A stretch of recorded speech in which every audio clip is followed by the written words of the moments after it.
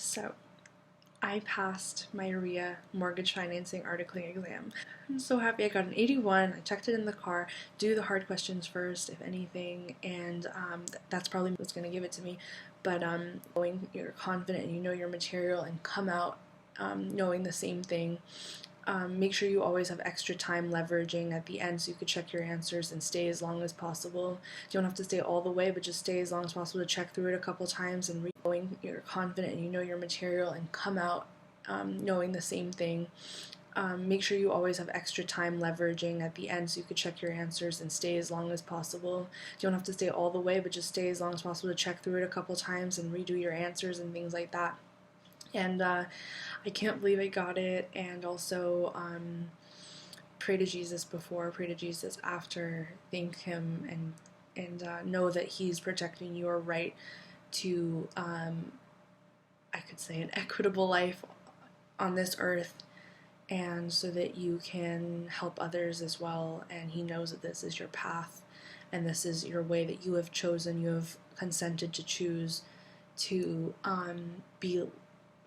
have liquid assets in this life to be able to fulfill your spiritual path. And no matter what comes up, deal with it if you want.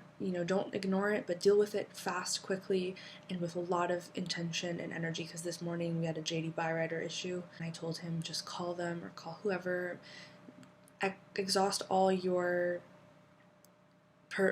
all the last resorts that you have, exercise those things and do it, and get it over with, and know that you did the best job you could, and then review as much as you can. I reviewed with my dad a couple of GDS questions before, and condo expenses and rental 50% allocation thing, and then after I just threw my stuff in my bag and left. But the problem was, after I forgot my calculator at home, which was really scary. I was about to cry, but I was like, no, I could do this, Jesus, help me. And he gave me the same calculator that I had in the exam, so I was able to do that. I didn't have a power of sale question. I didn't have a lot of the net operating income questions that I did last time, which is weird. But I did have the second mortgage thing, and comparing interest rates and interest rate mortgage averaging and stuff like that. And at the very last minute, I got that answer, and it was really, really meant to be. And it's been really time consuming and stressful doing this, but I'm getting it. And I really get mortgages now, and I really understand them. So this is a huge step up from where I was before. I'm able to understand HELOCs and home equity line of credit and whatever, and all these things that I never knew before, and I kind of apply them to what suits me best and what suits other people best, especially my future clients.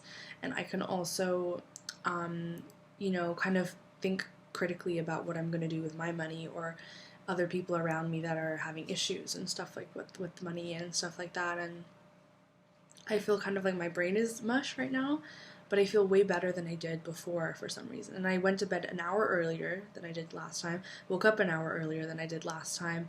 I am used to everything. I had to do it once over and failed to be able to get used to it, and now I know what's up, what's going on, how to do everything. And I think the hardest thing is when you feel like all your information is not there. You're like, oh, I wish I could just look up this one thing or this one thing, because I don't know the answer. And it's good to do to see what the flaw is of every answer and figure it out that way.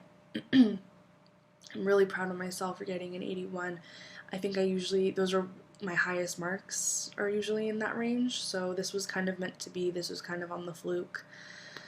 So glad I didn't have any complaints. The guy behind me, I had to give his calc back because I'm like, I don't know how to use your calculator, but it was really nice of him, and I felt like such a bitch or whatever, but I needed to use the right calculator, and the guy had got me the right calculator. He exhausted. He said that I can't get someone to bring it in, even though he would want me to. I really badly needed the calculator, and the universe gave it to me at that moment. So that was really crazy, because I know the calculator at the back of my hand, but for some reason I just never can have a calculator in my hand. I can never have it.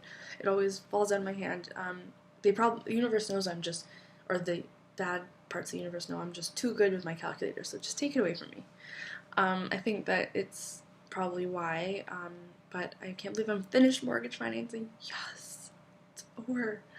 Now I can focus on the other two and get this process on the road. Okay, bye.